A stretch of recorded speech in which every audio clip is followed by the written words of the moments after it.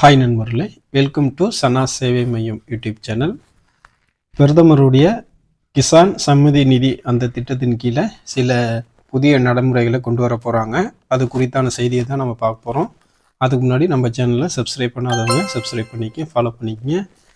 மத்திய அரசு மூலமாக பிரதான் மந்திரி கிசான் சம்மான் நிதி அப்படிங்கிற ஒரு திட்டத்தின் மூலமாக பிஎம் கிசான் நிதி வருஷத்துக்கு 6000 ரூபா விவசாயிகளுக்கு கொடுத்துட்ருக்காங்க. இந்த திட்டம் நாட்டில் இருக்கக்கூடிய விவசாயிகளுக்கு நிதி உதவி வழங்குவதற்காக தொடங்கப்பட்ட ஒரு திட்டம். இந்த திட்டத்தில் வருஷத்துக்கு பதிவு செய்யும் விவசாயிகளுக்கு வருஷத்துக்கு 6000 ரூபா நிதியுதவி வழங்குறாங்க. ஒரு தவணைக்கு 2000 ரூபா அப்படிங்கிற அடிப்படையில் ஒரு வருஷத்துக்கு 3 தவணைகளில் இந்த 6000 ரூபா பணம் விவசாயிகளுக்கு அவங்க வங்கி கணக்குக்கே வழங்கப்படுது. இந்த பிஎம் கிசான் திட்டத்தின் கீழே இதுவரையில் மொத்தம் 18 தவணைகள் பணம் மத்திய அரசு கொடுத்துருக்காங்க விவசாயிகளுக்கு. இந்த பணம் நேரடியாக விவசாயிகளுடைய வங்கி கணக்கிலே டெபாசிட் செய்கிறாங்க. அடுத்தது 19வது தவணையாக விவசாயிகள் அனைவரும் இந்த தவணை பணம் பெறுவதற்காக காத்துக்கிட்டு இருக்காங்க. பிஎம் கிசான் திட்டத்தின் கீழே உள்ள விதிமுறைகள் அப்பப்போ மத்திய அரசு மாற்றம் செஞ்சுட்டு வராங்க. அந்த வகையில் தற்போது ஒரு முக்கியமான விதிமுறையை மாற்றம் செஞ்சுருக்காங்க. இந்த திட்டத்தில் புதிய வழிகாட்டு நெறிமுறைகளை அமல்படுத்துவதாக அரசு அறிவிச்சிருக்கு.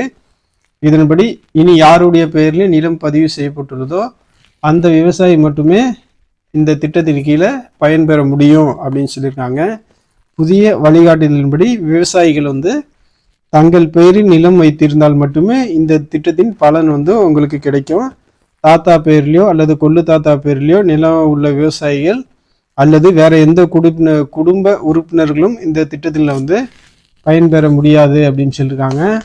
தனிப்பட்ட நில உரிமையாளர்கள் மட்டுமே இனி பிஎம் கிசான் திட்டத்தில் பலன்களை பெற முடியும் அப்படின்னு சொல்லியிருக்காங்க. தங்கள் பேரில் நிலம் இல்லாத விவசாயிகள் 2025 ஜனவரி 1 முதல் இந்த திட்டத்திற்கு தகுதியானவர்களாக கருதப்பட மாட்டார்கள் அப்படின்னு சொல்லிட்டு மத்திய அரசு வட்டாரங்கள் சொல்றாங்க.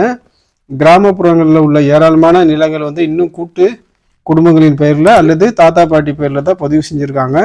இந்த நிலையில் இந்த புதிய விதிகளால் சுமார் 50% விவசாயிகள் நீக்கப்பட ஒரு வாய்ப்பு இருப்பதாகவும் சொல்லப்படுது. விவசாயிகள் தங்கள் நிலத்தை தங்கள் பெயரில் பெறுவதற்கான பணியை உடனே நீங்கள் தொடங்கிக்கங்க. இல்லைனா இந்த வருடத்தில் இந்த திட்டத்தில் நீங்கள் பயன்பெற முடியாது அப்படிங்கிற மாதிரி மத்திய அரசு சொல்கிறாங்க.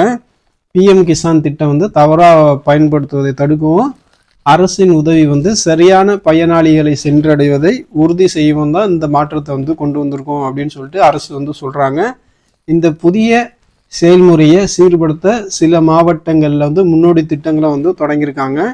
இதன் மூலம் விவசாயிகளுக்கு நில உரிமை சான்றுகளை எளிதாக நீங்கள் வாங்கி வச்சுக்கலாம். விதிமுறை மாற்றத்தால் பாதிக்கப்படும் விவசாயிகள் தங்கள் நில உரிமை ஆவணங்களை தயார் நிலையில் நீங்கள் வச்சுக்கணும். உங்கள் தாத்தா அல்லது அப்பா பேரில் நிலம் இருந்தால் உடனடியாக நீங்கள் உங்கள் பேருக்கு மாற்றுவதற்கான செயல்முறையை நீங்கள் தொடங்கிக்கங்க. நில பரிமாற்ற செயல்முறைக்கு அரசால் அமைக்கப்பட்டுள்ள சிறப்பு உதவி மையத்தை நீங்கள் பயன்படுத்திங்க. ஒருபுறம் இந்த நடவடிக்கை வெளிப்படைத்தன்மை மற்றும் திட்டத்தை தவறாக பயன்படுத்துவதை தடுப்பதற்கு சாதகமாக இருந்தாலும் மறுபுறம் இது லட்சக்கணக்கான விவசாயிகள் சவாலாகவும் இருக்கக்கூடிய திட்டமாகவும் இருக்குது. விவசாயிகள் பொருளாதார ரீதியான சவால்களை எதிர்கொண்டுள்ள இந்த நேரத்தில் இந்த புதிய விதிமுறை பிஎம் கிசான் திட்டத்தில் நிறைய நபர்களை பயன்பெறுவதை தடுத்துரும்.